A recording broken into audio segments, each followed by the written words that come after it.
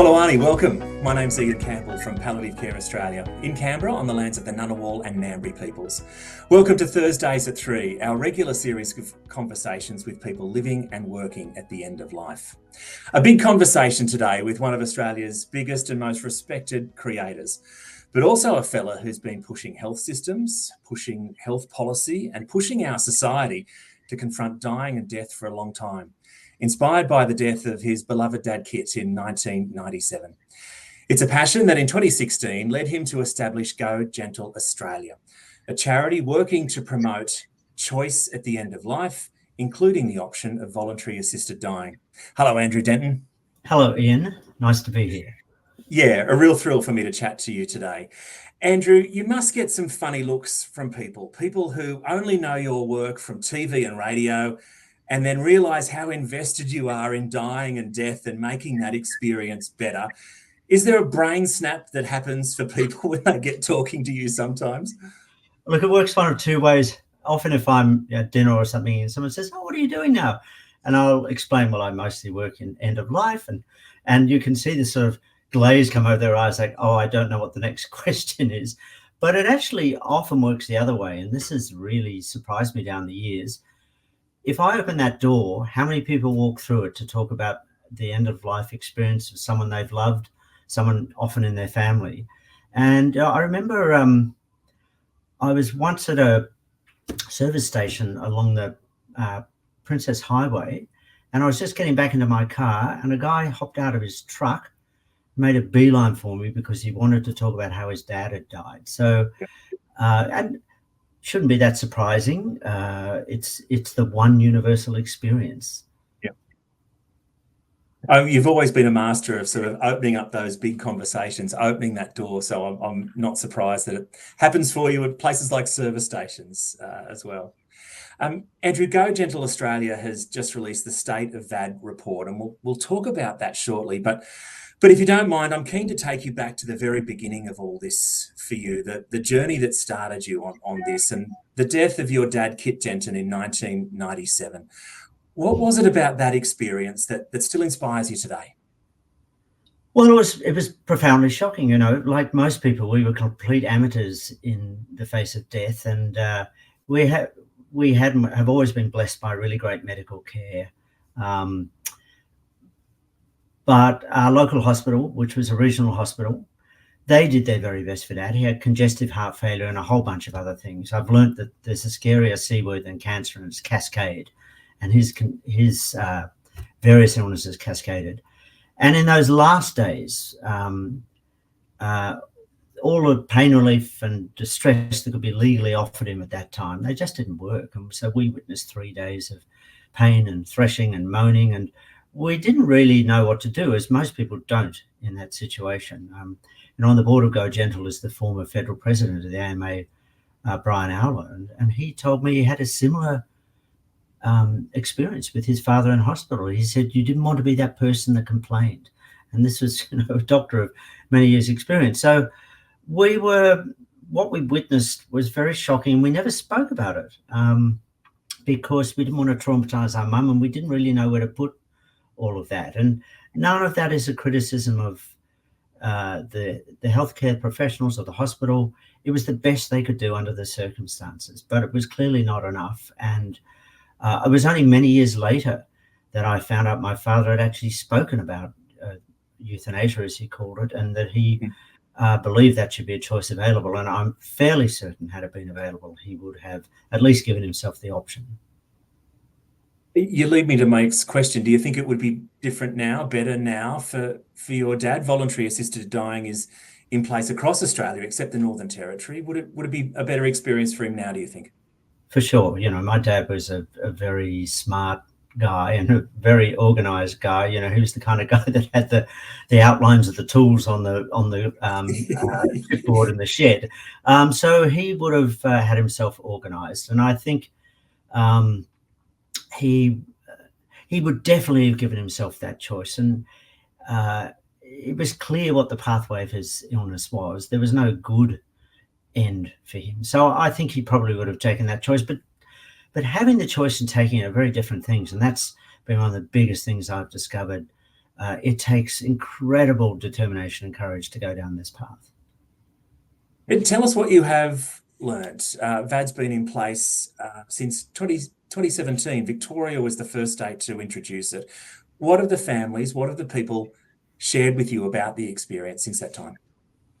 Well, since it actually came into operation in 2019, I've been very fortunate to talk to a number of people that have chosen it and to hear from a lot of families who've been through it. The number one word is peaceful, and the number two word is beautiful. The gratitude of the people that have chosen this and their families in the face of the suffering is extraordinary. But the other most common word is the one I just used, courage.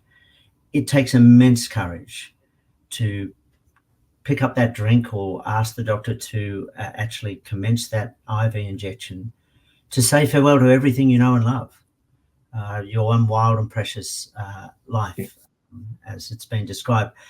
And it's not a silver bullet. It doesn't remove that grief. It doesn't take away what it means to die. And you know, most families are extremely grateful, but even families that go through this, that's not always the case. And one of the things we've learned is that this kind of a death, which is at a preordained date and time, which the family are often there to witness, requires a particular form of bereavement support. And we're learning more about that. Also, the people, I remember one of the first things when I started on this journey, I was very graciously invited to St Vincent's Palliative Care Unit here in Sydney. I live only 10 minutes walk away, so they gave me access for a week, and I was able to go in there any time of night and day, and I stayed up on the night shift with some of the nurses. And one of them, a nurse called Fran, just said to me, doesn't matter who you are, you will die as you are. If you're an angry person, you're going to die angry. And so what I've seen is the way people choose to go, that strongly reflects who they are. So you get some, like a beautiful woman called Fiona McClure, who I met, who had everything organised, her eulogy, her funeral, and she was determined to and did drink Cristal champagne as a chaser when she took the medication, which is fairly bitter. Then on the other end, as one of the care navigators told me, you have a man who chose to die alone just with a doctor, and he gave as his reason, I do not want the love of my family holding me back. So you can have that. You can have, there was one young man I remember called Alex Blaine in Victoria, who was only 27, and he'd had, I think, 19 rounds of chemotherapy. And he actually, before he died, he wrote a letter to the Voluntary Dying Review Board saying that VAD gave him his life back. It took him out of that endless loop. And his last words, he was listening to David Bowie's Heroes. He had his family and his girlfriend, his fiance there. And his last words after he took the drink, which he said tasted like tartare sauce, was fuck cancer. And so people do it their way. And I think that's one of the real keys to this, is that because you're prepared for it, because you're in control being such the key word, you can choose to be yourself as opposed to somebody kind of shredded by everything that's going on. Andrew, as you pointed to, there's such a funny mix of feelings and emotions there. There's the relief, the empowerment that comes with the decision and the choice, but there's still the grief and the bereavement that comes with the act of dying. You mentioned there that there was a particular bereavement support that people who go through VAD need. Can you tell us a bit more about that? What is that particular bereavement support? What have you learned about this, and how we help friends and family after it? Well, there's a couple of things. First of all, I mean, there's a fascinating example of a family in Tasmania, and it was the husband and father who used VAD. The family strongly supported the choice. The wife is a doctor, and she not only supports it, but she is also a VAD practitioner. That's how strongly she supports it. But despite all of this, and despite supporting Nigel's choice, they felt afterwards traumatized by it. They felt like they'd been part of something with which they weren't comfortable. They didn't disagree with any of it, but personally they felt very uncomfortable. So they required a place to be able to talk this through, to talk through their feelings. There's still a stigma applied to VAD. There's still a lot of people that wish to imply that there's something morally wrong with this choice, or that it's in some way abhorrent, and that some of that sits within the medical community itself. So I know, for instance, of a gentleman in Victoria who the palliative care facility did not support his wife's VAD choice. So they moved to another health facility. But she died within that palliative care unit, but he felt he couldn't take up their bereavement support because of the judgment. So there's stigma, and it's a very particular form of death. It is not most people's experience that somebody chooses a time and a place. And while people are grateful, for some people that's a very difficult thing still to get your head around. Is there something similar we need to talk through or put in place for VAD practitioners, the doctors, the nurses that do this work in our community? And I guess I'm thinking back to a fascinating panel discussion at our conference last year with VAD practitioners who spoke of the power of VAD and what you see, but also spoke of the mix of feelings for them internally and the emotional load that they need to deal with. Is that something we need to be aware of as well, that the impact or the load that this comes with for practitioners? Totally, and I'm really glad you brought that up. I mean, in each state, VAD practitioners, the VAD health community, have a community of practice where they talk with each other. But it does affect, particularly if you're doing practitioner administration, where you are effectively legally ending someone's life at their very sincere request. That's a big thing to take home. I remember speaking to a doctor in the Netherlands, Mariska Coster, and she talked about the first time she ever euthanized a patient of hers who she treated for many years, an elderly woman with cancer.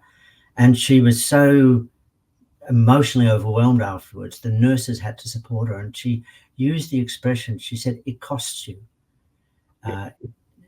It's a great thing to do, but it costs you. So yes, I think, burnout in health professions, particularly end of life, is a source of concern across the board.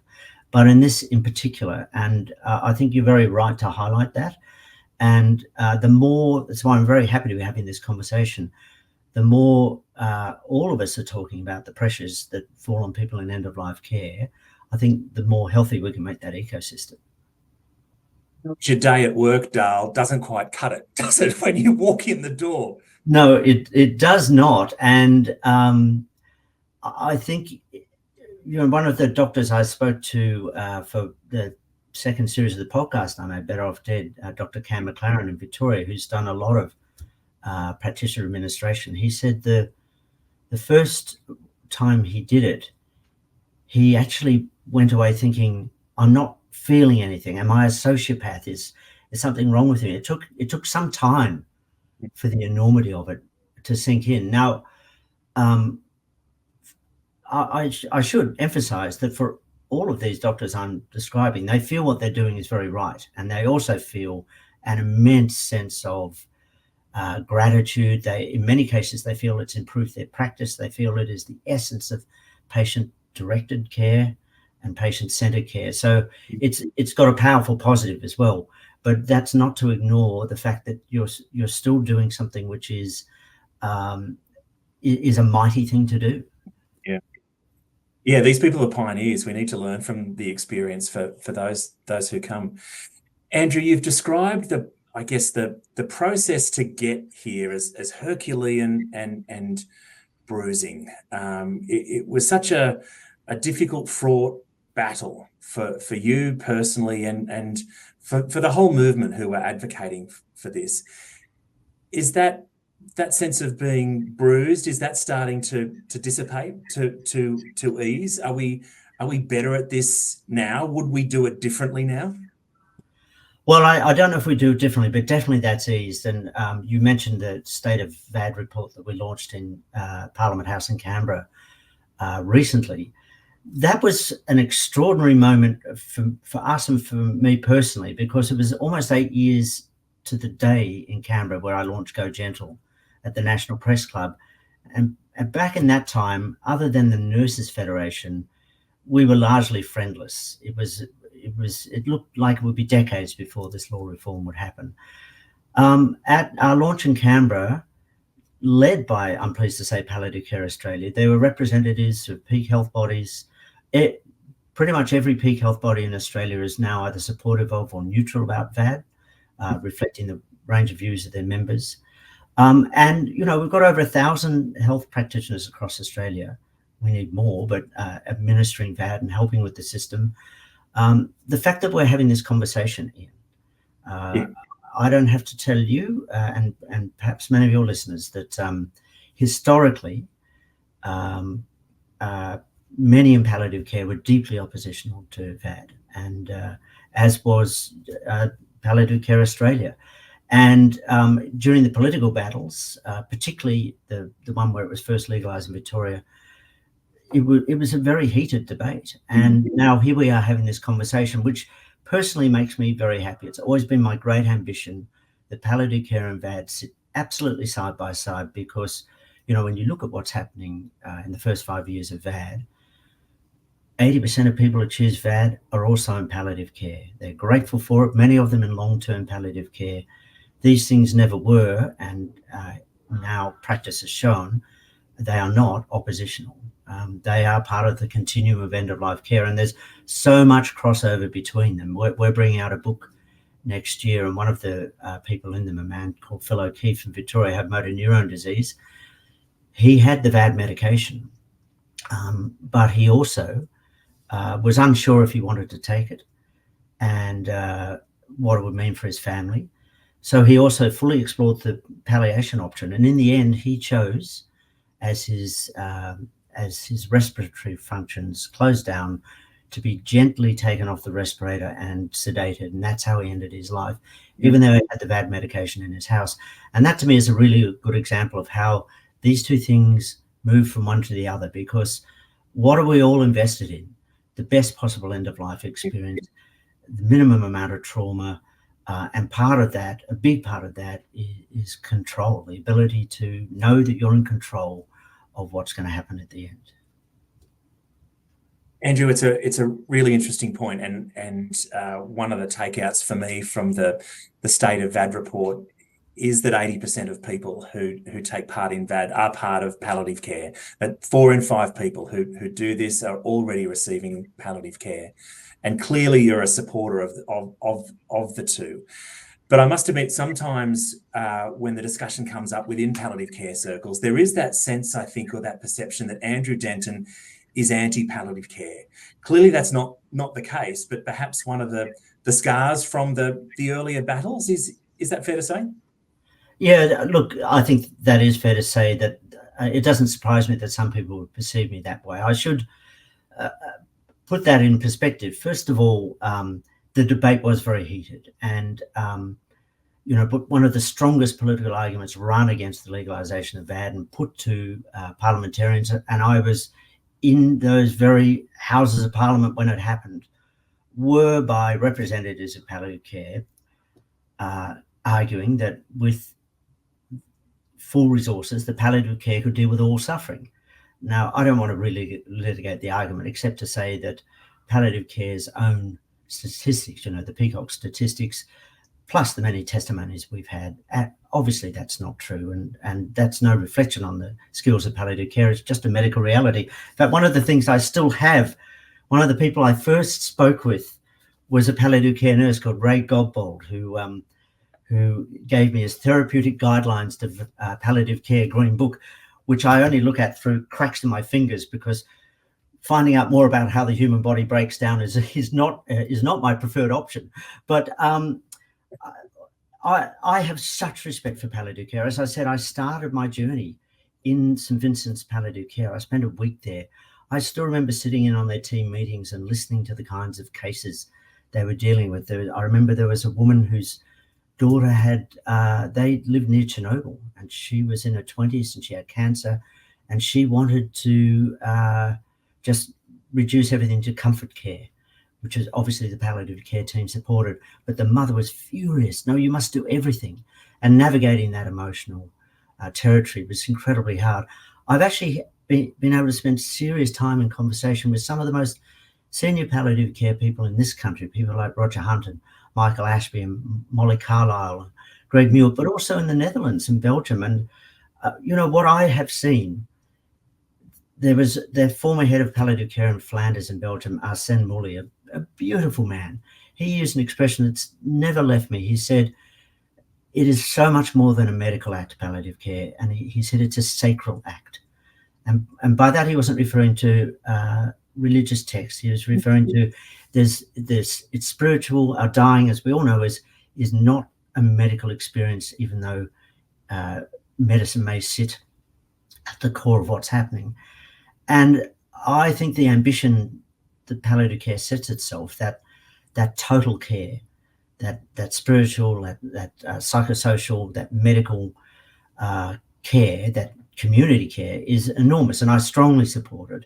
And I don't, if you were terribly anal or wanted to go back to all the speeches I've made about this down the years, you would find in every one of them that I've said I support palliative care, I support greater funding for palliative care. And why? Because I understand palliative care and assisted dying as being two sides of the same coin. We're printing the bumper stickers as we speak, Andrew. Andrew Denton supports palliative care. Well, I hope they sell better than the T-shirt I wanted to have made up for Go Gentle, which is, what do we want death? When do we want it now? I couldn't get a single taker for it. Andrew, what does the State of VAD report tell us about the guidelines, the processes that have been put in place to manage voluntary assisted dying? And I guess I'm thinking about things like the choice that clinicians have to opt in and opt out for all those professional, cultural and religious reasons as well. But what does the State of the VAD report tell us about those processes around that? Are they working? Are they doing harm? Do they need to improve? Well, they're working in the laws, the safeguards in the laws work. The take up has been, as you would expect, and experience from overseas reflects this. It's been, in 5 years, there's been about 5,500 Australians applied, and about half that number have actually used VAD. About 1 in 5 die before they can actually use it. And sometimes that's because the process is actually very challenging and takes longer than it should. The median age is sort of over 70. It's men slightly more than women, mostly with cancer. All of these things are really unsurprising. If anything, the safeguards are so strong that they are harder to get through than they should be. So, for example, in Victoria and South Australia, doctors aren't even allowed to raise VAD as an end-of-life option. If they have to kind of play this ridiculous game, hoping that the patient will bring it up before they can say anything. In all other states, doctors can do that, but they must do it as part of a conversation of all end-of-life options, including, of course, primarily palliative care. So, which strikes me as being entirely sensible. There are other issues which 5 years of operation have shown. There is a restriction in our federal law which stops VAD practitioners using a carriage service, which is the internet, telephone, to discuss issues related with VAD, because even though state's law says it's not suicide, federal law potentially interprets that differently, which can lead to a $200,000 fine. Who wants to be the doctor that goes through that issue? So all of these are issues. I would say perhaps the biggest problem that's come to light, which really cuts across everything we've been talking about, is institutional conscientious objection. Now, every individual has a right to conscientiously object, and I would always and strongly support their right to do that. And while I understand that there have been some who talk about moral injury because they're aware that assisted dying may be available in the hospital in which they're working, I certainly believe there should be support for people in that situation who maybe feel distressed. Really, what's at issue here is the person who is dying and who is seeking help, are they getting the best possible care? So unfortunately, we have instances, a man in Western Australia forced to move from his aged care facility 3 times, 3 different aged care facilities, as he was dying because they wouldn't support his choice. This despite aged care guidelines, which say that aged care facilities have to support this choice. And by the way, the Palliative Care Australian guidelines on VAD are really good. They're very clear. They're very considerate of everybody. And I would recommend anyone interested in this conversation take a look at them. We've had examples of people who are dying. A man in Victoria being left waiting for 9 days before being told by his institution that the pharmacist would not be allowed entry to give him the medication. Of a woman in a palliative care facility who didn't support her choice, who then had to move to a general ward where she'd had no previous care, and she died in a general ward in a busy hospital. I mean, these are what are our shared goals?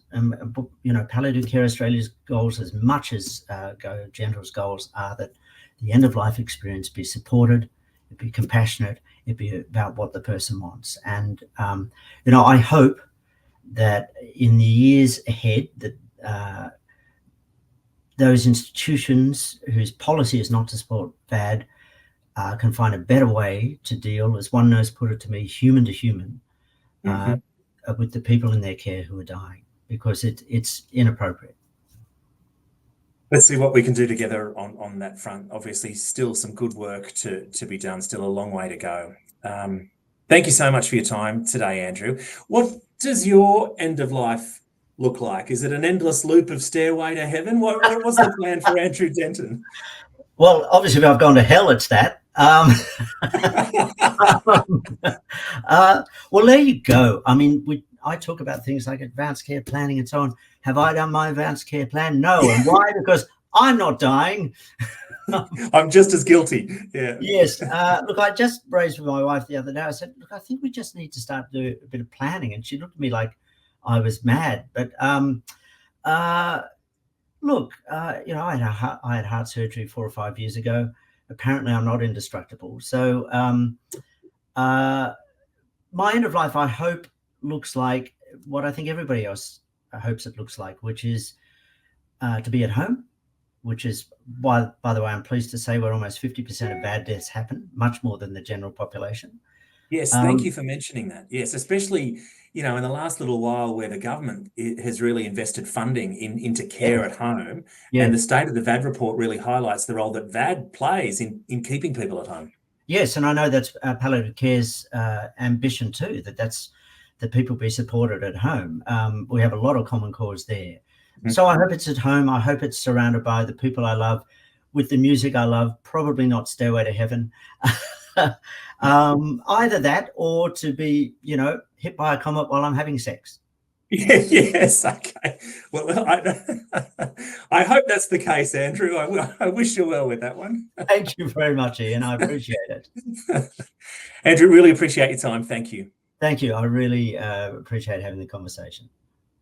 Andrew Denton, the founder of Go Gentle Australia, and robbed of the gold Logie in 2008 and 2009. I'll post a link to the State of the VAD report and a bunch of other things in the show notes as well. Thank you so much for tuning into Thursdays at 3, whether that's via PCA socials or Spotify, and engaging in matters of life and death. You'll find advice, tools and support at the Palliative Care Australia website, where you can also make a donation to support our work. Yibbity yibbida, see you next time. Bye.